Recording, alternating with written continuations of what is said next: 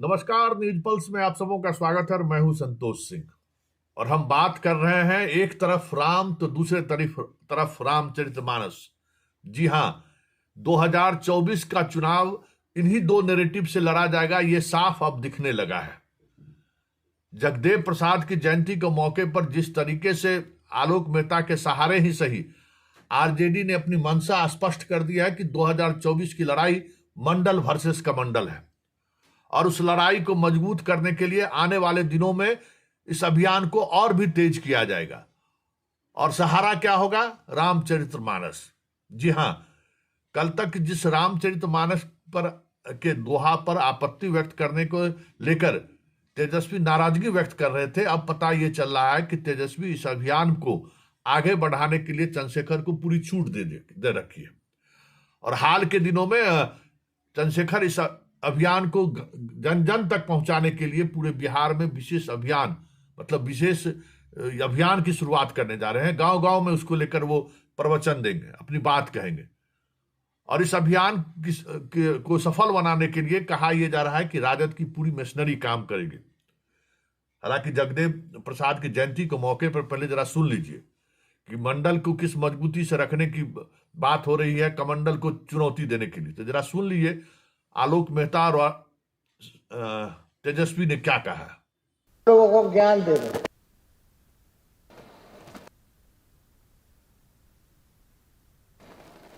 चंद लोगों के लिए नहीं है,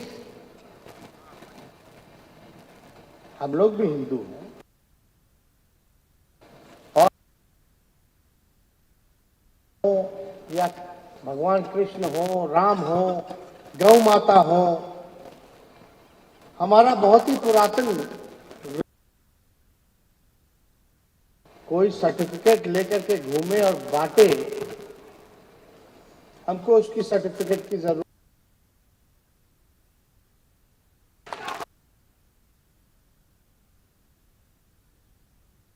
में आई, भाजपा सत्ता में आई है। तब से हमारा देश का संविधान कमजोर हुआ। SC ST पिछड़ा वर्ग, अति पिछड़ा लोकतंत्र में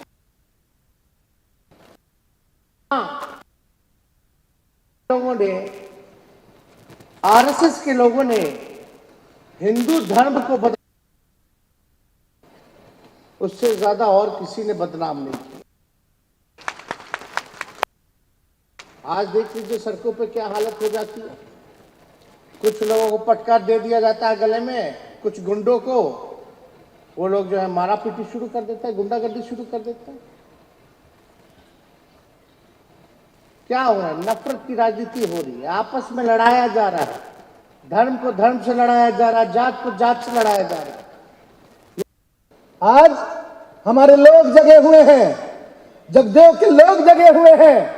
आलोक मेहता वही बोल रहा है जो जगदेव बाबू ने बोला था, 100 में 90 शोषित है, 90 भाग हमारा है, 10 का शासन 90 पर नहीं चलेगा, नहीं चलेगा।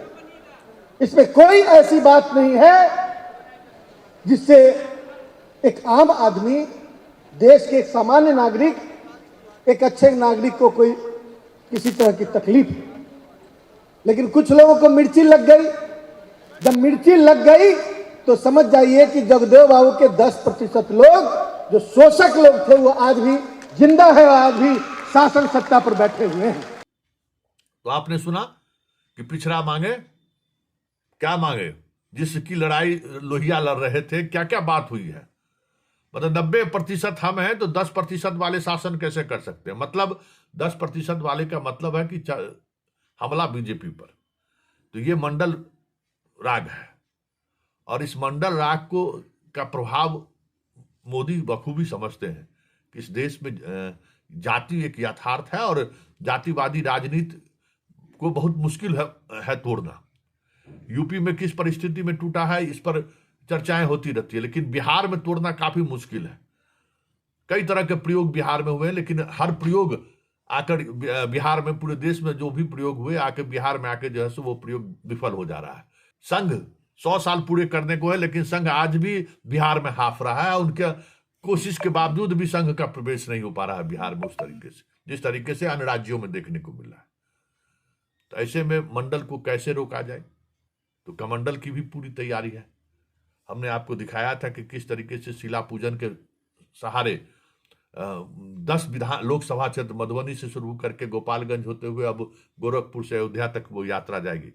इस दौरान किस तरीके से आम लोगों को घर से बाहर, महिलाओं को बाहर निकाला गया, भाई उन्हें जताया जाए कि किस तरीके से राम मंदिर बनाया जा रहा है, और वो जो पत्थर आपके सामने से गुजर रहा है जिसका आप पूजा अर्चना कर रहे हैं, इसी पत्थर से राम और सीता का मूर्ति बनने वाला है। एक धार्मिक कार्ड भी और इमोशनल कार्ड भी खेल रही है। बात यहीं तक नहीं है।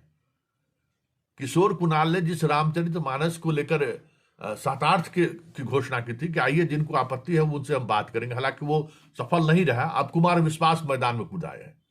6 फरवरी को पटना के बापू सभागार में कुमार विश्वास आ रहे हैं, और कुमार विश्वास रामचरितमानस के सहारे के उन दोहों को लेकर जिस पर आपत्ति है उसको सफाई ही पेश नहीं करेंगे। रामचरितमानस को जन जन तक पहुंचाने को लेकर वो भी एक अभियान बिहार में करने जा रहे हैं। पहली बार बिहार की धरती पर अपने अपने राम प्रस्तावित करने, मैं आप सबको तो आमंत्रित करता हूं, पूरे बिहार के लोगों को आमंत्रित करता हूं। साथ ही साथ मैं चंद्रशेखर, आशुतोष, भगवान के आराध्य श्री राम के विषय में जो कुछ अनर्गल भ्रांतियां लोग फैलाते हैं और जिनको शास्त्र का पूरा ज्ञान नहीं है, रामचरितमानस की विधिवत व्याख्याओं से जो परिचित नहीं है, मैं अपनी छोटी बुद्धि से, अपने छोटे प्रयासों से प्रयास करूंगा कि उनका मन और उनकी आत्मा भी निर्मल कर सकूं। मतलब अब ये जो राजनीति चली आ रही थी राम के नाम के सहारे, अब कमंडल और मंडल दोनों आमने सामने हैं, और अब देखना यह है कि जीत किसकी होती है। हर किसी की नजर उस पर है। एक तरफ राजद, और आप यूपी में भी देख रहे हैं कि समाजवादी पार्टी के नेता तो अब कह रहे हैं कि मैं शूद्र हूं। तो ये सियासत किस तरीके से चल रही है, जरा इसको समझिए। अब कुमार विश्वास जैसे लोग भी इस मैदान में कूद पड़े हैं कि भाई देखिए, ये रामचरितमानस पर आप सवाल नहीं खड़े कर सकते, ये ग्रंथ अतुलनीय है। तो स्वाभाविक है ऐसे में हर कोई अपना अपना दांव खेलने को तैयार है। तो अब देखिए आगे आगे होता है क्या। अभी कुमार विश्वास, पहले किशोर कुणाल मैदान में उतरे, अशोक चौधरी जैसे लोग भी मैदान में उतर गए अपने समधी जी के साथ, अब कुमार विश्वास मैदान में उतरे हैं। अब देखना यह है कि कुमार विश्वास के उस कार्यक्रम के बाद आरजेडी का क्या मुहिम होता है। लेकिन इतना तय है कि 2024 का चुनाव राम और रामचरितमानस पर ही लड़ा जाएगा। राम एक तरफ राम होंगे, दूसरी तरफ रामचरितमानस होंगे। दोनों विचारधाराओं को लेकर एक बड़ी लड़ाई लड़ने की कोशिश हो रही है, ये अब साफ दिखने लगा है।